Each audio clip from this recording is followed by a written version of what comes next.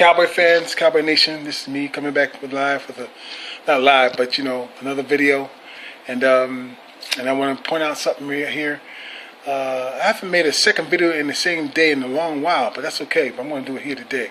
Is that I'm hearing these new reports, words that with the Cowboys had just franchise tagged Tank again, and I don't think that's a good idea, but they did. They tagged him again. I hope that he accepts. I hope it doesn't anger him, but I think they did it for a strategic reason, and I know what they're doing. I think they're going for a big name big name player that's outside the Cowboys locker room. Okay, and that's probably going to be Earl Thomas, and or whomever. But I think it's more than likely Earl Thomas.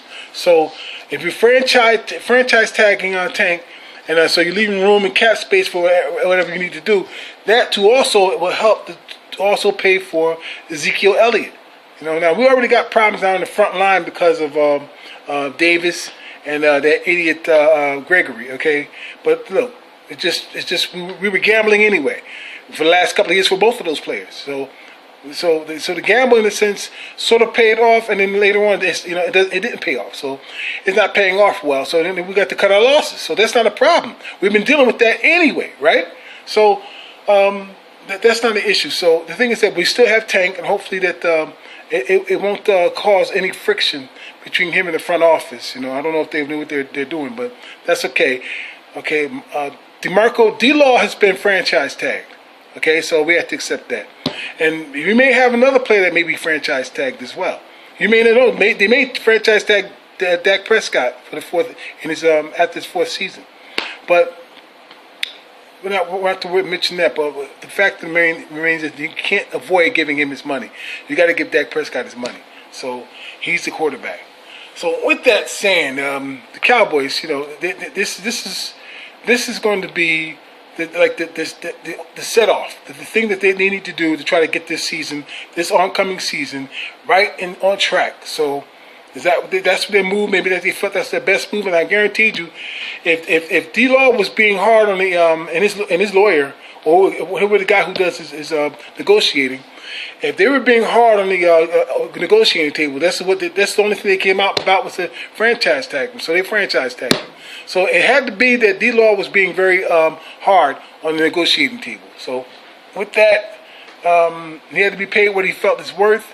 If it doesn't matter, the cap is they have to save the cap in essence. Okay, here's the problem with this. Well, that's not really the issue. The problem. Okay. I'm worried about as long as they got to get Ezekiel Elliott on the books, Dak on the books, and of course Amari Cooper on the books. And those three right there will solidify exactly what needs to be done for the oncoming season. So that's all I want to say that too. So that's good. And but you know what? I want to point something else out here too. Is that Jernigan of the Eagles they're not going to pick up his option. He's gone. Okay. They said that Bennett may be traded. I think he's going to be gone. They're not going to pick his option up. And oh my God, I just forgot who's going to have surgery. I forgot that the Eagles going to have surgery now. It skips my mind right now. Okay, let me tell you something. All right, the Eagles are going back to the trash ass team they were a couple of years ago. Okay, now I'm not trying to be nasty to some of the Eagle fans that I do like and I do respect. But to the rest of the primary fan base, they can go fuck themselves, okay? But I'm telling you that the Eagles are going back to the trash-ass team they were just a couple of years ago, just before they won the Super Bowl several seasons ago. It's been 2 seasons now and counting. So, anyway, the point I'm trying to make is that now the biggest name they got that's off the books now is St. Nick. Nick Foles is no longer an Eagle. He's going on to where he's got to go to where his team is, and that's what they have to do. They decided to stay with Carson Wentz, and I was hoping for that. Okay, Carson Wentz is a fucking loser. Okay, I don't dislike him, but I do know one thing: Carson Wentz is a loser. Carson Wentz is a quitter, and when you're a quitter, you're nothing but a loser. Okay, and so therefore they're gonna have to deal with giving him contract money, and probably this season. Before the season starts, whatever they're going to do, maybe they might franchise tag his ass. They just might do that, okay? But the fact of the matter is they have no quarterback other than Carson Wentz who's going to break down again or who's going to come up with another losing season as he does two out of the first 3 years, a losing season. He's a loser, okay? So when you think of the NFC East, the Redskins have no quarterbacks, okay? They ran out of quarterbacks, and they've been horrible at the quarterback position, okay? Then you have the Giants. They're actually been told a couple of days ago they're bringing back Eli Manning. Oh my God! You know that just warms my heart for stupid people. Because I told Giant fans that Eli Manning should have been gone 5 years ago. Okay, and they're bringing him back again, thinking he's going to be back old glory. Eli Manning is done. Now you got the Eagles. They got Carson Wentz. Everybody, I was worried about Nick Foles. Okay. And him be subsequently pushing Carson Wentz to be a better quarterback, which he tried to do and forced himself on the field. And came up lame again. But not this time.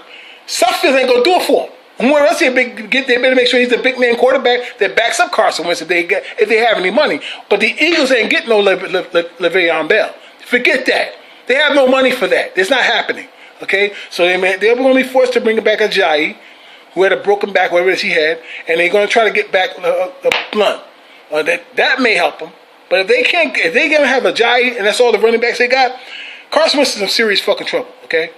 He's going to be forced to throw the ball and keep throwing the ball again. He's going to be forced to get his ass kicked again, okay? We already know he can't beat Dak Prescott. We already know he can't beat the Cowboys. So the Cowboys primarily should be able to win the Eastern Division without too much fanfare. So that's the way it's going to shape it up now. We already got the content about what the Redskins are going to do, which is pretty much nothing because McCoy's not going to do anything for them. I don't know who they're going to get to do the quarterbacking for them. Maybe Sanchez will come back. You know, they just got to wipe off that year. That's all. Now we got the Giants who's bringing back Eli, and they may not even have Odell Beckham for them to play. And when he was playing, they weren't winning anyway. They had Saquon Barkley, who was an absolute sensation. And they still had a losing season with Eli Manning and Odell Beckham on the field. What can I tell you? Bring them back. Bring them all three. Bring all three back. Give Dak an easier time this year, okay? Dak, relax. He's going to have an easier time this year. I'm hoping that the Cowboys will win the East without no real fanfare, okay? So the Eagle fans are going to talk all that bap shit like they always do. But they're going to lose again. Okay, that's all. Losers again. That's all I'm going to say. All right? Thank you. Five ball, go the hill.